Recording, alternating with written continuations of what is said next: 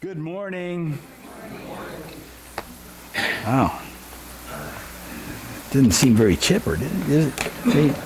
Maybe I'm just too sensitive. I don't know. Maybe I'm letting my emotions get the best of me. Debbie talked about emotions last week, and I was working on that. So anyway, okay. So before we get going here, let me share with you a story. I heard this. I was at camp at Little Eden in Onekama. 1 comma that's how you spell it. Down south of Traverse City, north of Manistee, this past week.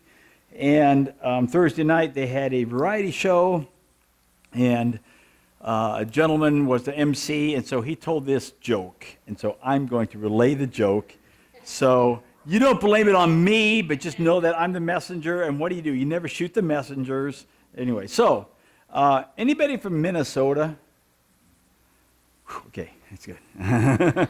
So there's in northern Minnesota, there's Ole and Nina. They tried to have a baby and they couldn't have a baby, don't you know? And so Ole and Lena, one day Lena got pregnant, and they said, "Oh, we got to think of a name for this little baby." And so they were looking at names, and they didn't want any names that went back in their ancestry. So they're looking at names, and Lena says, "Hey, how about Toivo?" No, Toivo. No, he's a knucklehead. I don't want a child with a knucklehead name. And then they came up with another name, and Lena said, no, I got one, an ancestor like that. So they were working on this during her pregnancy. Finally, she has birth and has a little baby boy, and they decided to name him because they couldn't think of any other names, but they really fell in love with this name, Duda. They named him Duda. Duda grew to be a nice little young Minnesota boy, and so one day, Ole said, "Well, I'm going fishing, Lena. It's my day off. I'm going to go fishing." And Duda said, "Dad, I want to go fishing with you." And Ole said, "Well, that's okay." And Lena said, No, you can't go fishing because you might fall in the creek. And then what are you going to do?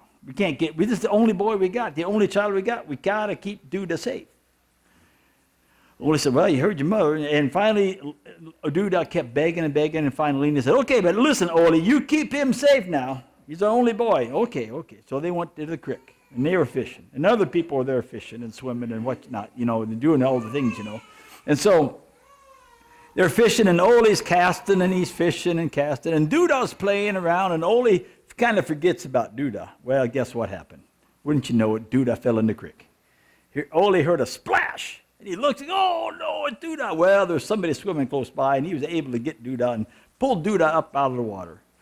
And Ole said, "Oh, no, Lena's going to be mad. She's not going to be happy with this. What am I going to do?" And so he said, "I better take Duda home." So they're going home.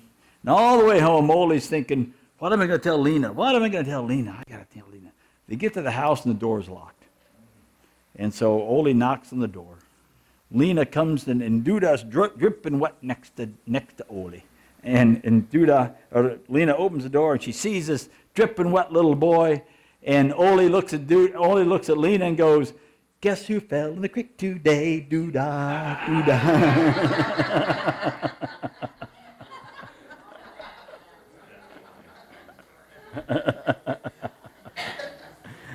I thought that was cute. Anyway, you like that? You can use that.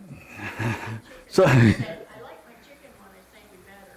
Your chicken one? Yeah, did you get it? No, did you send it to me? I don't think so. I have to. Well. Why does the hen count her eggs? But she's a mathematician. I think I did see that. Why did the hen count her eggs? Because she's a mathematician. Okay. And I got others after the service at Knobway. I had people coming up to me telling me jokes, so I got to remember them. So let me get going here. We're in the One Another series, and it's our theme for this year. It's about the church, what the church should be to each other. How do we treat each other, and what do we be to each other? I'm going to take a break. Next Sunday, we're going to start the God Quest series. And I will say that if you have a group that's meeting at all and you want to study go along with my messages, we still have some study books left over from the last time we did this series some years ago. And so that's a great way to get more out of it if you're doing that. But these commands of one another, they are commands, and they give us a picture of what the church really should look like. And so far, we've looked at encouraging one another, praying for one another, serving one another, loving one another, honoring, forgiving, and accepting one another. And this morning, we're going to be looking at, let me turn that on here, the command of carrying one another. And so, is this on? I guess I didn't turn this on yet. My bad, I should. There we go. Carry one another. There we go. Carry one another's burdens. And we did serving one another, and you could say that the serving one another and carrying one another's burdens are very similar or are the same. I hope to show you today that they're similar but not the same, if that makes sense. So we're going to go into these. So in your scripture handouts, look at those. If you prefer to open your Bible, flip those pages to Galatians chapter 6. If you're looking in your electronic equivalent, that's okay. Punch those numbers in. Galatians chapter 6, and here it is. Apostle Paul to the church in Galatia says, "Brothers, if someone is caught in a sin, you who are spiritual should restore him." How? Gently. "But watch yourselves, or you also may be tempted. Carry each other's burdens." There it is. "Carry each other's burdens, and in this way you will fulfill the law of Christ. If anyone thinks he's something when he's nothing, he deceives himself. Each one should test his own actions. Then he can take pride in himself without comparing himself to somebody else. For each one should carry his own load." So this has about 3 parts as I looked at this. The first part I'm looking is really in verse 2, when it's about carry each other's burdens. That's what we're talking about here.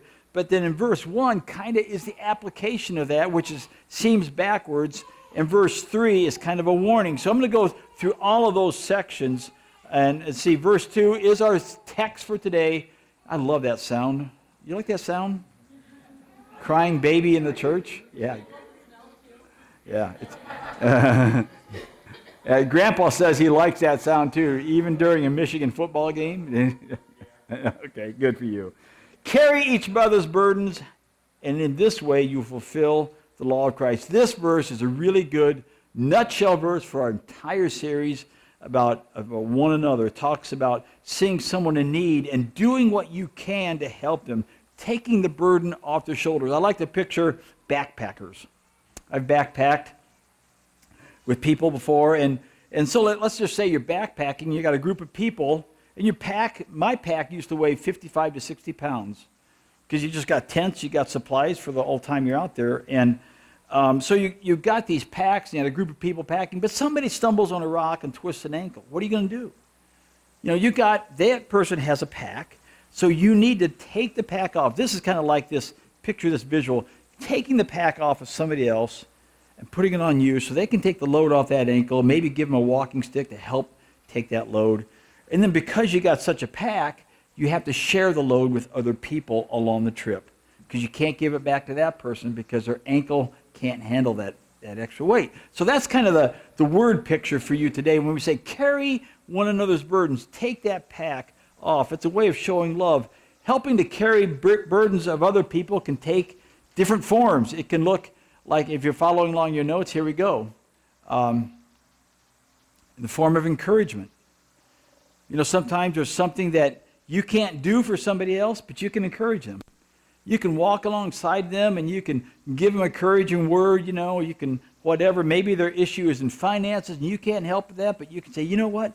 Walk with them and encourage them in that. Maybe the issue's in health. How many know you can't take health away, a problem away from somebody else, but you can walk with people and you can be an encouragement to them by helping them do things, whatever. Another way is service. We talked about serving one another. We had this year, we've done early in January, and I think then again in maybe March, we sent some people up to Sault Ste. Marie, Canada, and worked on the Lighthouse Church. They're just getting into that. By the way, they're having a dedication service on September 22nd. That's a Sunday. And then at 1:30, they're having a open house. So if you're interested in that, you can running up there after the service here or whatever, even go up there for the service, that'd be fine. Supporting them, in that way. We also had a service, Joyce Brown needed a roof. Joyce has no idea what it takes to do a roof. Jerry died, she's got nothing to do. No, she needs help, so what happened? People stepped up, help strip the roof, help put the roof on. That's awesome. And we've done that for other people and other things and serving other people. That's what we should be doing. That's what our church family should be about, serving other people who, it's a burden. And when I say burden, it's not that, it's something that they don't know where to turn. They don't know what to do. They don't know how to, you ever have that? Like, I don't know what to do. You know, it may be a physical thing, maybe a financial thing, maybe emotional thing, it may be a relational thing. It can come in all shapes and sizes. And so standing with those people, another form to do is when Larry's got a burden and I can't help him in his burden in a physical way, I can encourage him, but I can't do anything for him. Another thing I can do is I can pray for Larry. That's another way of helping somebody carry the burden, that you pray for them. How often have I heard people who've had burdens and they say, I felt the prayers of other people.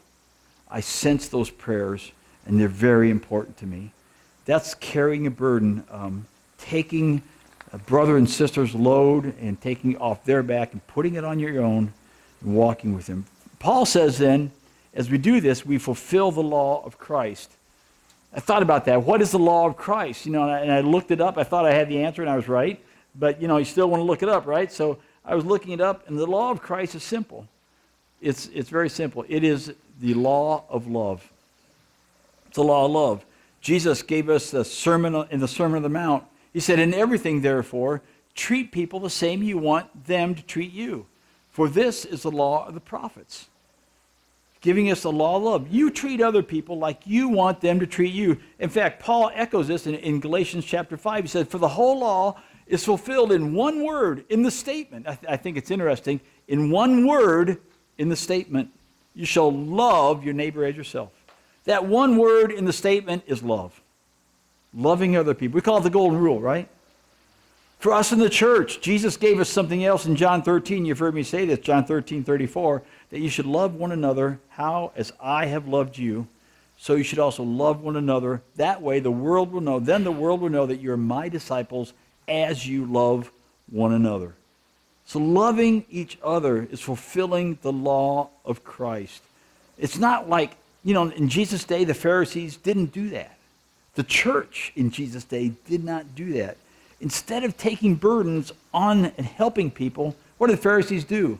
They placed burdens onto people, didn't they? Jesus said this.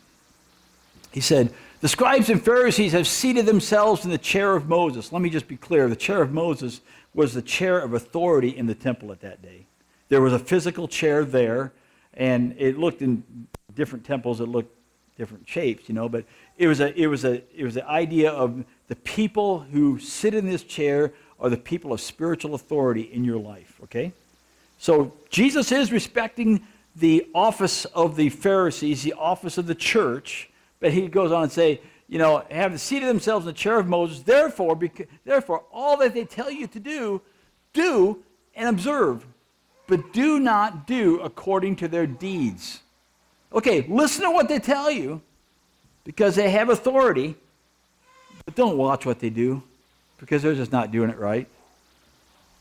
For they say things and do not do them.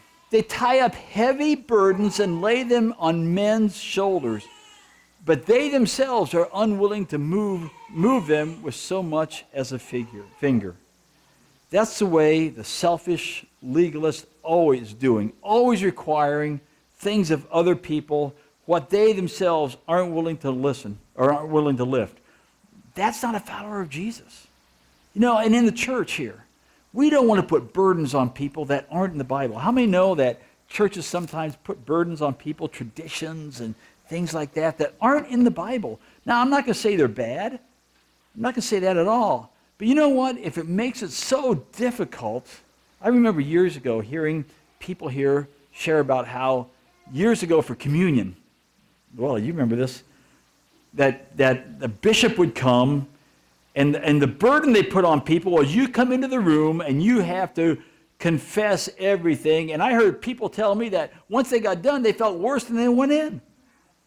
Is that right? Yeah. And so, you know, they're putting burdens on the people. Now, I would think in their day, and that they saw that as right. They're trying to help, trying to make sure. And I think they probably did it with good reason. I really do. But today, we don't see it that way. You know, we don't do those things. We don't want to put those things onto people that are not necessary. And like all of the other commands, this command of carrying one another's burdens is a others-centered command. It's about others. So if you think any of this is about you, it's not, except for the fact of you helping to carry somebody else's burdens.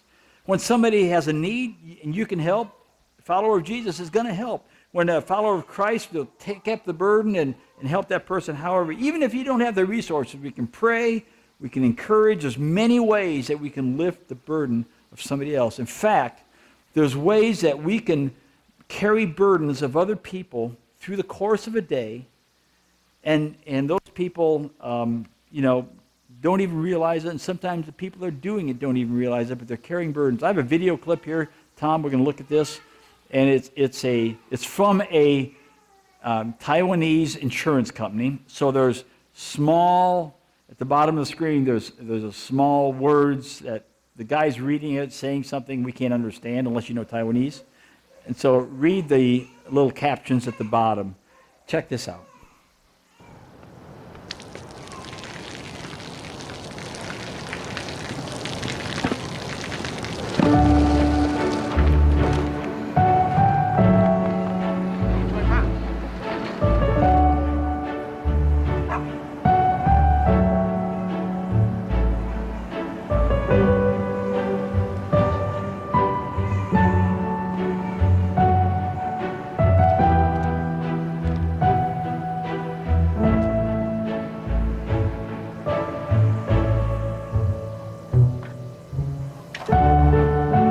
เขาจะได้อะไรถ้าเขาทำแบบนี้ทุกวัน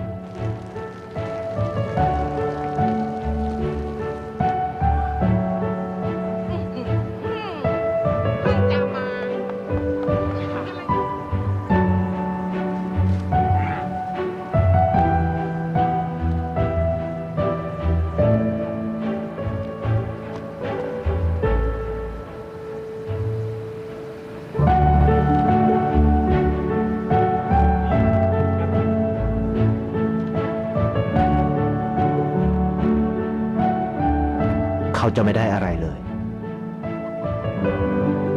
ไม่ได้รวยขึ้นไม่ได้ออกทีวีไม่มีใครรู้จักไม่ได้มีชื่อเสียงที่มากขึ้น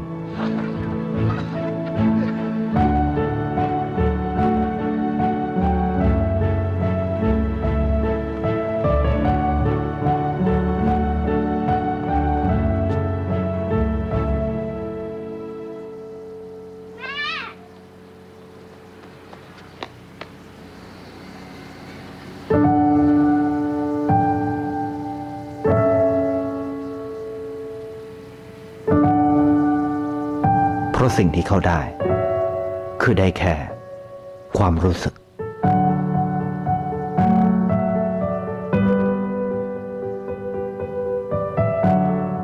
ได้เห็นความสุข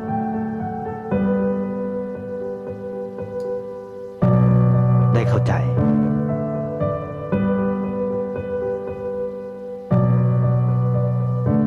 ได้ความรักได้ในสิ่งที่เงินซื้อไม่ได้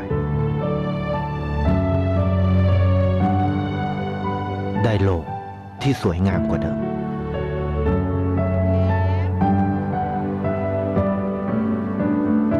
ในชีวิตคุณอะไรคือสิ่งที่คุณต้องการมากที่สุด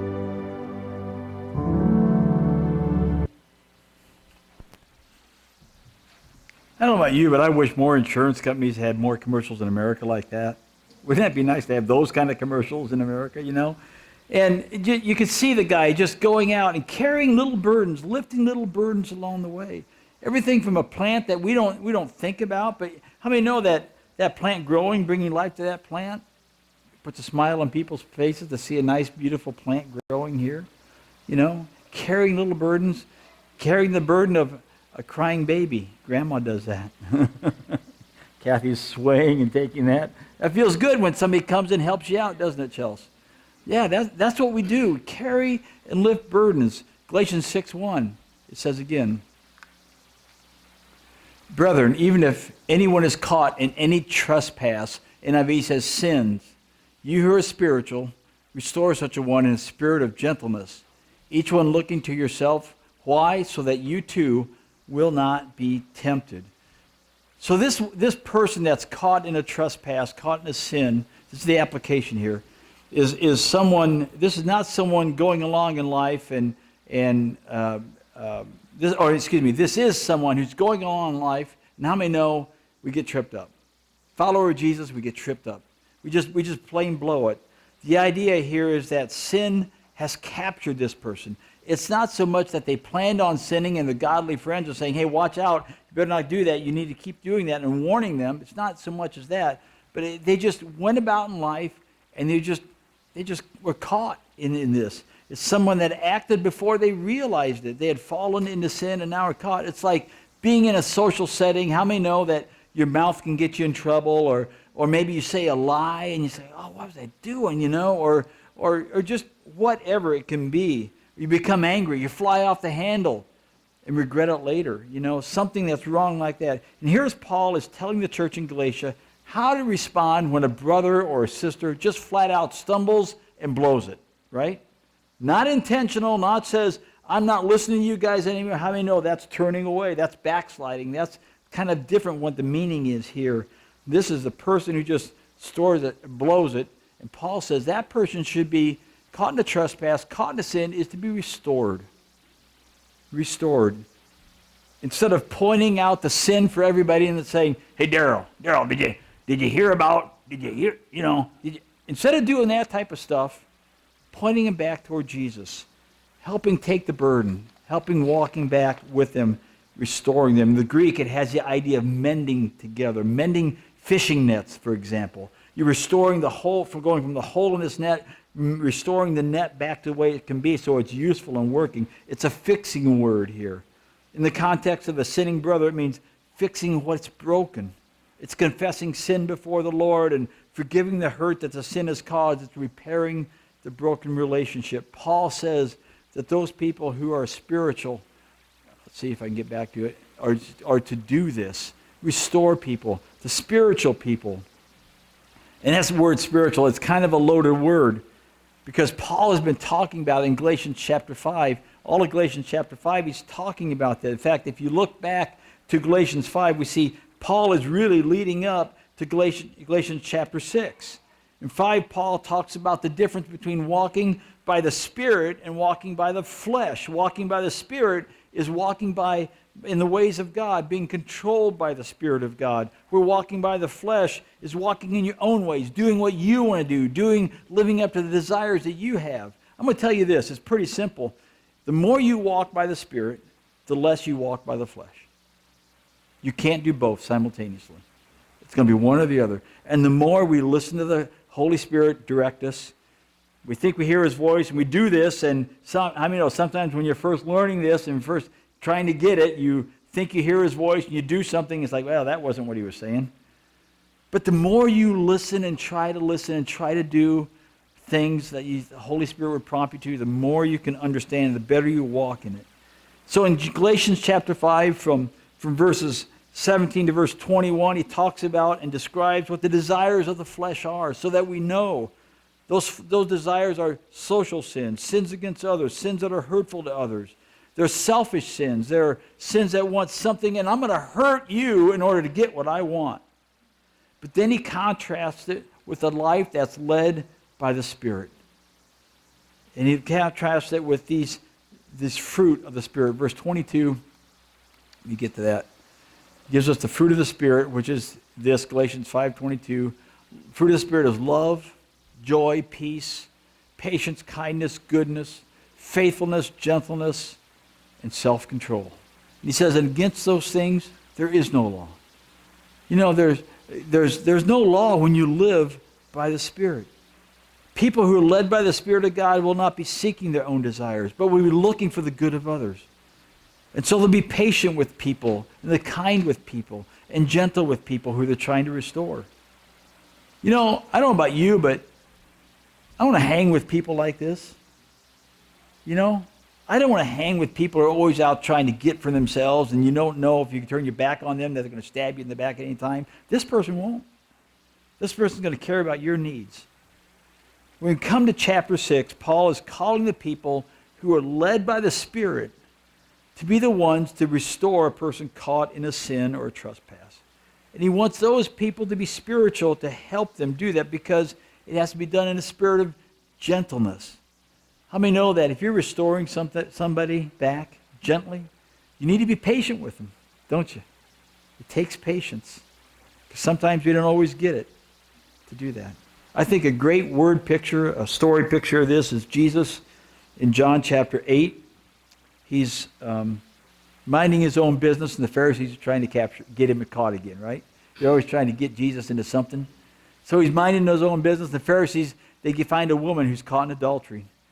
And they bring her to Jesus. And they not only bring her to Jesus, but they have stones in their hand, because they know what the law says. The law says that a woman caught in adultery is to be stoned. Can you imagine that? Can you just imagine, man or woman, whoever, stoning a person to death? That's just beyond me. But Jesus, what's he do? He kneels down and he starts writing in the dirt. The Pharisees pressure him. So Jesus, what do you say? What should be done? What should be done? Finally, Jesus stands up and he says to them, "He who is without sin among you, let him be the first to throw a stone at her." It says, and again, he stooped down and wrote on the ground. We don't know what he wrote, and it's a good thing we don't know what he wrote, because that would be the law. You know, we'd make something out of that. What's interesting is, one by one, what do the Pharisees do? They drop the rock and they leave. They realize they're not without sin. So in the middle of the court, Jesus is standing with the woman and no one else is around. Straightening up, Jesus said to her, "Woman, where are they? Did no one condemn you?" And she said, "No one, Lord." And Jesus said, "I do not condemn you either. Go, from now on, sin no more." Does he let her off the hook? No. He said, "Don't go sinning anymore." You know, he's calling her out on that, right? But yet he's gentle, isn't he? Do you see gentleness there? Patience, wisdom, you know, all sorts of things that is evidence of the Spirit. As people are caught in sin, spiritual people are to come with them and help restore them. As we deal with the burdens of sin in people's lives, we help them carry their burden in a gentle, loving, patient way. At CFC, I think that as we come alongside people with their burdens, we should point them back to Jesus. That's always the answer, in my opinion. People got problems, point them back to Jesus. What did Jesus say? What did Jesus do? You know, what did Tom say, or what did Tom do, or what did, Linda say or Linda do? What did Jesus say? That's where we point people to. And when we do that, we help people restore, the burden's lifted, and it's a good thing. Keep in mind that this does come with a warning. Paul says, "Brethren, even if anyone is caught in any sin or trespass, you who are spiritual, restore such a one in a spirit of gentleness." Here's a warning. "Each one looking to yourself." Why? "So that you too may not be tempted."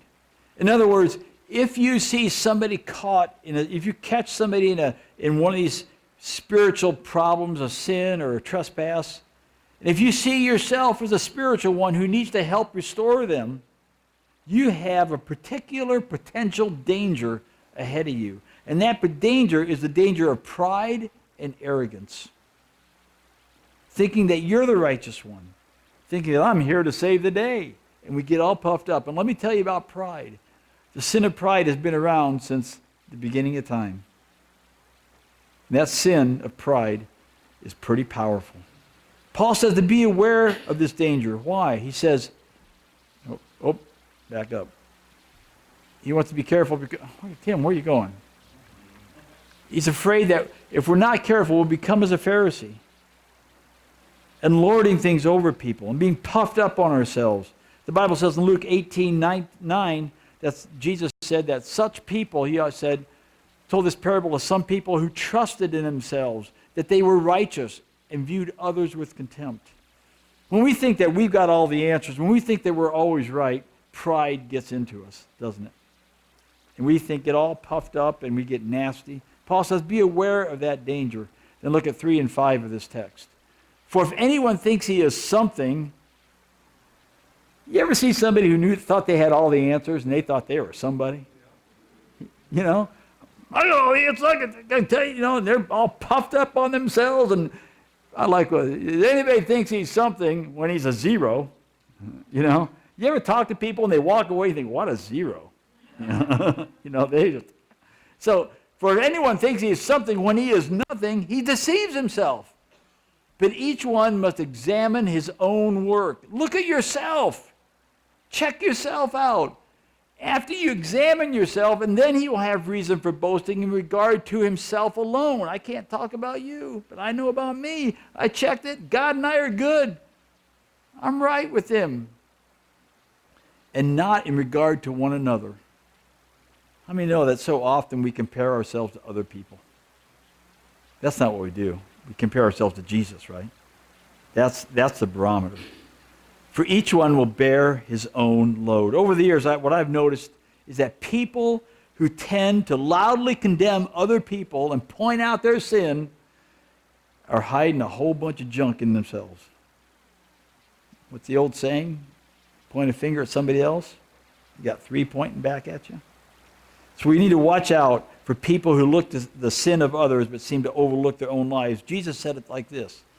He said, do not judge so that you will not be judged. For in the way that you judge, you will be judged, and that is by your standard of measure, it will be measured to you. I think right there, just that alone should tell us that, you know what, I need to go easy on people. If I want Jesus to go easy on me, I need to go easy on people. Why do you look at the speck that is in your brother's eye, but do not notice a log that is in your own eye? Or how can you say to your brother, let me take the speck out of your eye, and behold, the log is in your own eye? You hypocrite. He's talking to us, right? How many people have heard people say, that church is full of hypocrites? We're sinners. Let's just admit it, get it over with, be done with it. We're sinners, but the grace of God is upon us, and we just love that. You hypocrite, first take the log out of your own eye, and then you will see clearly to take the speck out of your brother's eye. He's not saying don't help each other. He's saying check yourself. Check yourself first. Make sure you got it right first before you go check yourself. Before Daryl comes to me, Tim, I got to help take that speck out of your eye, and it's this.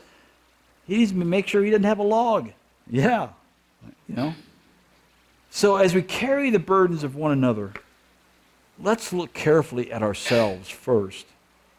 Because it's so easy to give in to spiritual pride, especially when we see things that we've helped restore in our own personal life, family, friends. We've helped other people in this process, and it's been going good, and we get puffed up and arrogant. That's not good. That's not good.